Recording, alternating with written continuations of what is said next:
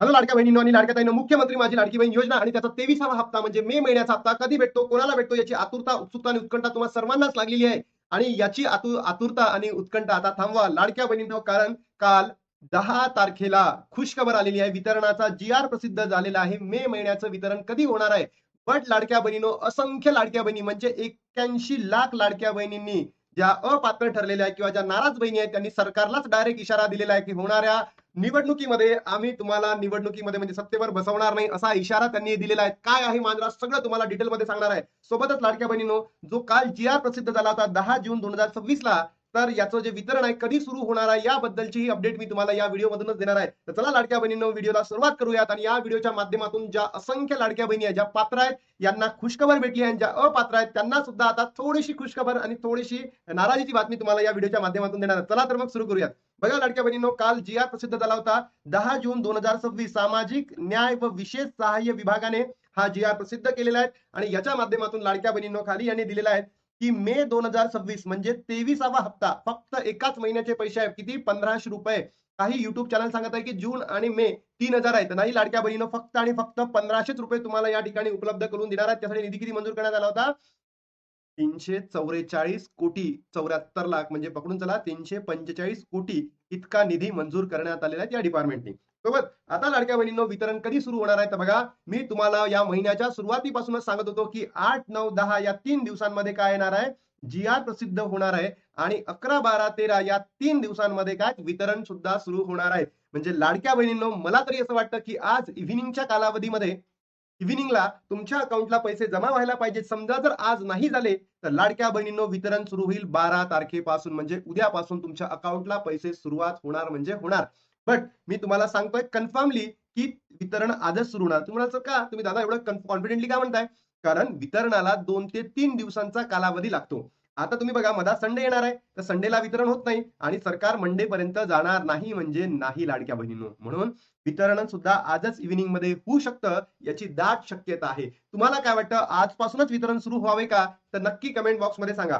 सोबत लाडक्या बहिणींनो, ज्याही अपात्र ठरलेल्या बहिणी आहे, नाराज झालेल्या बहिणी आहेत, यांनी सरकारला डायरेक्ट इशारा दिलेला आहे की जिल्हा परिषदेच्या निवडणुकीत जागा दाखवून देणार तुम्हाला, आता सत्तेमध्ये आम्ही बसवणार नाही. ही एक चांगली स्टेप आहे सरकारला वटणीवर आणण्यासाठी. कारण लाडक्या बहिणींनो, ज्या खरंच पात्र बहिणी होत्या, ज्या खरंच पात्र बहिणी होत्या, त्या काय ठरल्या आहेत रे? अपात्र ठरलेल्या आहेत. अपात्र ठरलेल्या आहेत. सरकारने असं करायला नको होतं. भलेही लाडक्या बहिणी 81 लाख लाडक्या बहिणींपैकी ऑलमोस्ट आपण पकडू की 50 लाख जरी लाडक्या बहिणी खरंच योजनेचा गैरफायदा घेत होत्या, पण 31 लाख लाडक्या बहिणी या योजनेचा गैरफायदा घेत नव्हत्या. हीच इतकं सत्य आहे, कटू सत्य आहे. आपल्याला ते समजून घ्यावं लागेल आणि सरकारला सुद्धा समजून घ्यावं लागेल. तर या बहिणींनी सरकारला थेट काय दिलेला आहे? इशारा दिलाय. लाडकी बहीण योजनेतून वगळण्यात आलेल्या महिलांचा तीव्र नाराजी आहे, तीव्र नाराजी पसरलेली आहे. आगामी जिल्हा परिषद निवडणुकीत सत्ताधाऱ्यांना धडा शिकवण्याचा लाडकींचा इशारा. पात्र असूनही नाव वगळल्याचा महिलांचा आरोप. की अनेक महिलांचे इंटरव्ह्यूज मी तुम्हाला या स्लाइड्स मध्ये दाखवणार आहे आणि त्यांच्या माध्यमातून तुम्हाला समजून येईल की ज्या बहिणी खरंच पात्र होत्या त्यांना अपात्र करण्यात आलेला आहे. तर तुमचं काय म्हणणं आहे लाडक्या बहिणींनो, नक्की कमेंट बॉक्स मध्ये सांगा. तुमच्यापैकी कोणत्या बहिणींना वाटतं की तुम्ही पात्र असून देखील सरकारने तुम्हाला अपात्र केलेलं आहे? तर तुमचं नाव आणि तुमचा जिल्हा नक्की कमेंट बॉक्स मध्ये सांगा. योजनेच्या भरोशावर घेतलेल्या कर्जाची परतफेड कशी करणार? लाडकींचा सवाल. म्हणजे या योजनेच्या अंतर्गत 1500 रुपये दर महिन्याला मिळायचे, मग बचत गटामधून आपण काय घेतो? कर्ज घेतो. मग हे कर्ज कसं परतफेड करायचं? हा लाडक्या बहिणींचा सवाल आहे. तिकडे सरकार म्हणतं लाखपती दिदी बनवणार, लखपती दिदी बनवणार, हे बनवणार आहे, ते बनवणार आहे. पण या बहिणींचं काय, जो आता एकदम काय वल्नरेबल झालेले आहेत असं आपण म्हणू शकतो.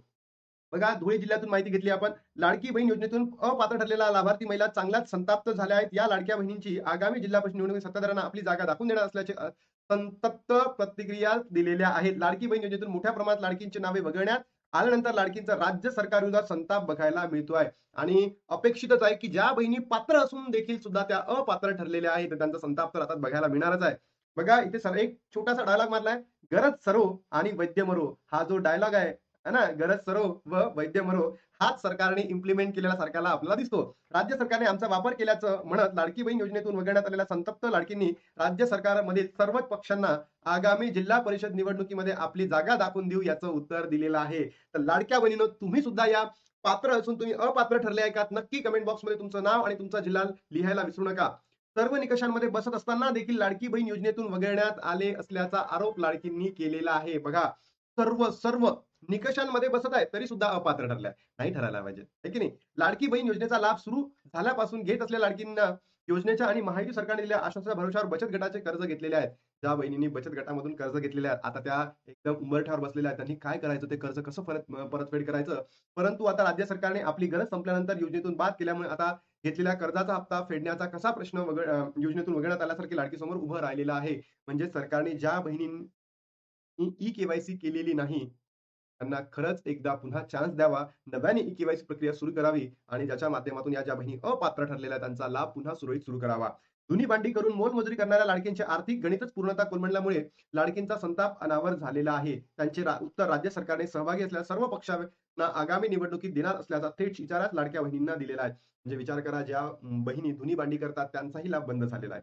ज्या बहिणींकडे आजही फोर व्हीलर आहे, ज्या बहिणींकडे खूप सारी शेती आहे, त्यांचा लाभ अजूनही सुरळीत चालू आहे. मग या बहिणींना का बरं बंद करण्यात आलेला आहे? हा एक लाडक्या बहिणींचा सरळ किंवा नाराज झालेल्या बहिणींचा एक प्रश्न आहे सरकारला, की विचारतायत आणि त्याचं उत्तर सरकारने द्यायला पाहिजे असं मला वाटतं.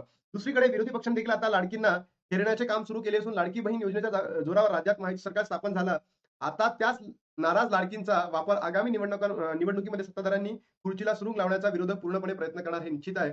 शिवसेना गटाचे ठाकरे गटाचे वतीने अशी लाडकी बहीण योजनेतून वगळण्यात आली आहे. नाराज लाडकींना संपर्क साधण्याचे आवाहन करण्यात आले असून त्यांना न्याय मिळवून देण्यासाठी संपूर्ण ताकद लावणार असल्याचे शिवसेना ठाकरे गटाच्या उपनेता शुभांगी पाटील यांनी नाराज लाडकींना आश्वासन दिलेलं आहे. म्हणजे लाडक्या बहिणींनो, आता होऊ शकतं, की जे वारे आपल्या महाराष्ट्रामध्ये वाहतील, या वारांमध्ये आपला जो लाभ आहे बंद झालेला तो सुरू होऊ शकतं. तुम्हाला आता योग्य पद्धतीने तुम्हाला काय करणं गरजेचं आहे? आपली बाजू ठामपणे मांडण्याची गरज आहे. बघा लाडक्या बहिणींनो, जी-आर आलेला आहे. येस, खुशखबर, खुशखबर, खुशखबर. ज्या बहिणींना जी-आर आल्यानंतर वितरण सुरू होईल आजपासून, त्या बहिणींसाठी आनंदाची बातमी आहे. पण ज्या बहिणींचा लाभ बंद झालेला आहे ई-के-वाय-सीमुळे किंवा या वेगवेगळ्या अपात्रतेच्या निकषांमुळे, त्या बहिणींच्या डोळ्यामधलं जे दुःख आहे ते न बघण्यासारखं आहे. तर म्हणून सरकारने ज्या नाराज बहिणींना आहे यांना थोडासा आनंद द्यावा. त्यांच्यासाठी नवीन ई-के-वाय-सी प्रक्रिया सुरू करावी. जर त्या निकषामध्ये बसत असेल त्यांचा लाभ सुरू करावा. अन्यथा पराभवाला समोर जावं. हेच सरळ थेट इशारा लाडक्या बहिणींना दिलेला आहे. आणि वितरण कधी सुरू होणार आहे? आजच वितरण सुरू होणार म्हणजे होणार. तर लाडक्या बहिणींनो, तुमच्या प्रतिक्रिया काय नक्की कमेंट बॉक्समध्ये सांगा. तुमचे काही प्रश्न असतील ते सुद्धा सांगा. आता इथे थांबतो आणि भेटतो तुम्हाला नवीन व्हिडिओमध्ये. तोपर्यंत जय हिंद, जय महाराष्ट्र, जय श्रीराम.